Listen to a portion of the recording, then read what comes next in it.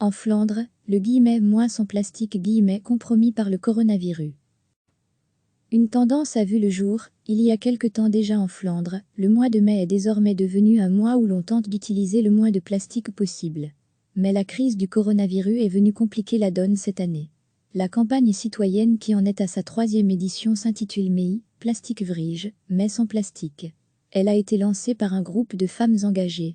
En Flandre, elle connaît déjà un succès similaire à celui de la tournée minérale, où tout un chacun est invité à se passer d'alcool durant le mois de février. L'objectif de MEI Plastic Vrije est simple, éveiller la conscience de la population sur la quantité de plastique que l'on utilise tous les jours, mais aussi de faire découvrir les alternatives qui existent.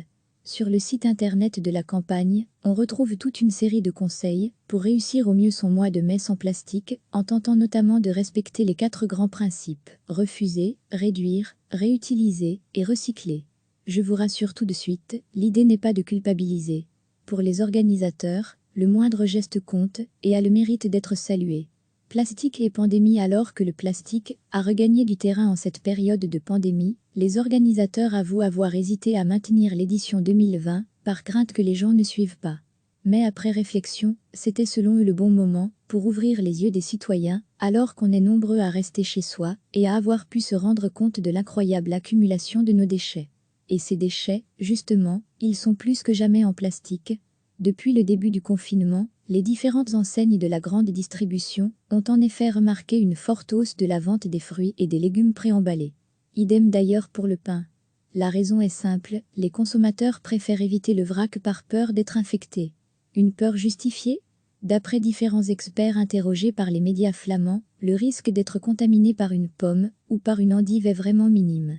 Le vaccinologue de l'université d'Anvers, Pierre Van Damme, rappelle que c'est avant tout via des gouttelettes reçues sur le visage que l'on peut tomber malade. Les clients sont par ailleurs de plus en plus nombreux à porter un masque, ce qui diminue le risque que ces gouttelettes n'atteignent les fruits et légumes. Et même si c'était le cas, le virus ne survivrait pas longtemps sur ce genre de surface. Le site d'info officiel sur le coronavirus le confirme, les aliments ne sont pas identifiés comme une source de propagation. On rappellera également qu'en général, on a tendance à laver les fruits et légumes avant de les manger, ou encore à les cuire, ou à les éplucher. Bref, vous l'aurez compris, inutile d'acheter des produits emballés dans du plastique en pensant que celui-ci vous protège. D'ailleurs, toucher le fruit, ou toucher l'emballage, c'est du pareil au même, il faudra toujours au bout du compte se laver les mains juste après. D'autres obstacles aussi, avec la fermeture des restos et des bars, on est de plus en plus nombreux à avoir recours aux livraisons à domicile. C'est certes une bonne chose pour aider ces établissements à survivre, mais pour l'environnement, c'est loin d'être idéal. Si beaucoup de gérants font un effort pour utiliser des récipients biodégradables, certains préfèrent la facilité et le prix plus abordable du plastique. Et puis, autre problème, et pas des moindres, celui des gants jetables. On les utilise aujourd'hui par millions. Et pourtant, d'après de nombreux experts, l'idéal reste encore et toujours de se laver régulièrement les mains. Si vous préférez malgré tout mettre des gants, n'oubliez pas qu'après leur utilisation, il n'existe qu'un seul endroit pour vous en débarrasser, c'est dans la poubelle, celle des ordures ménagères, plus précisément. Ce n'est donc ni dans les sacs bleus, et encore moins par terre, les éboueurs et les ouvriers qui nettoient nos rues vous remercient d'avance. Plus d'infos sur le site MEI Plastic Vrije. Recevez, chaque matin, l'essentiel de l'actualité. Une tendance a vu le jour, il y a quelque temps déjà en Flandre, le mois de mai est désormais devenu un mois où l'on tente d'utiliser le moins de plastique possible. Mais la crise du coronavirus est venue compliquer la donne cette année. La campagne citoyenne qui en est à sa 3e édition s'intitule MEI, Plastic Vrije, mai sans plastique. Elle a été lancée par un groupe de femmes engagées. En Flandre, elle connaît déjà un succès similaire à celui de la tournée minérale, où tout un chacun est invité à se passer d'alcool durant le mois de février. L'objectif de MEI Plastic Vrije est simple, éveiller la conscience de la population sur la quantité de plastique que l'on utilise tous les jours, mais aussi de faire découvrir les alternatives qui existent. Sur le site internet de la campagne, on retrouve toute une série de conseils pour réussir au mieux son mois de mai sans plastique, en tentant notamment de respecter les 4 grands principes: refuser, réduire, réutiliser et recycler.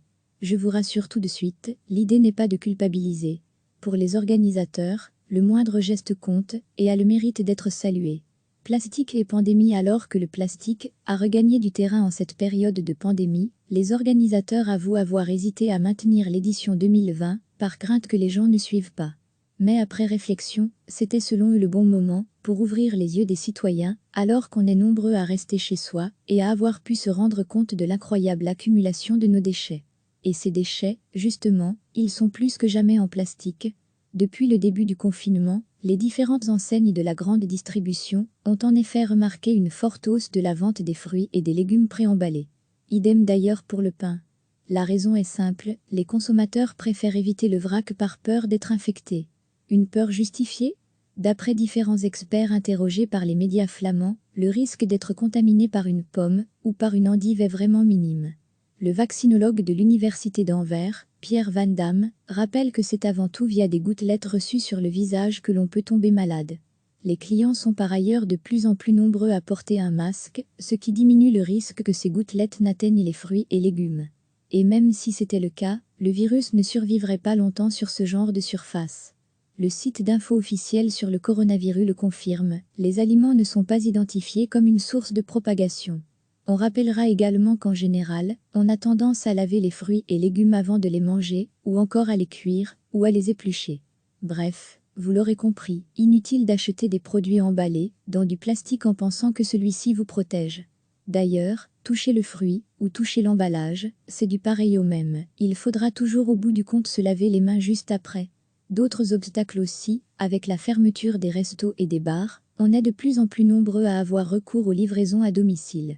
C'est certes une bonne chose, pour aider ces établissements à survivre, mais pour l'environnement, c'est loin d'être idéal.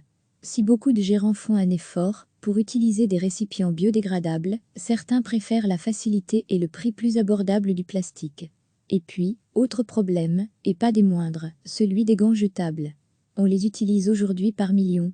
Et pourtant, d'après de nombreux experts, l'idéal reste encore et toujours de se laver régulièrement les mains. Si vous préférez malgré tout mettre des gants, n'oubliez pas qu'après leur utilisation, il n'existe qu'un seul endroit pour vous en débarrasser, c'est dans la poubelle, celle des ordures ménagères, plus précisément. Ce n'est donc ni dans les sacs bleus, et encore moins par terre, les éboueurs et les ouvriers qui nettoient nos rues vous remercient d'avance. Plus d'infos sur le site Mi Plastique Vrige. Cliquez sur s'abonner pour recevoir les dernières nouvelles.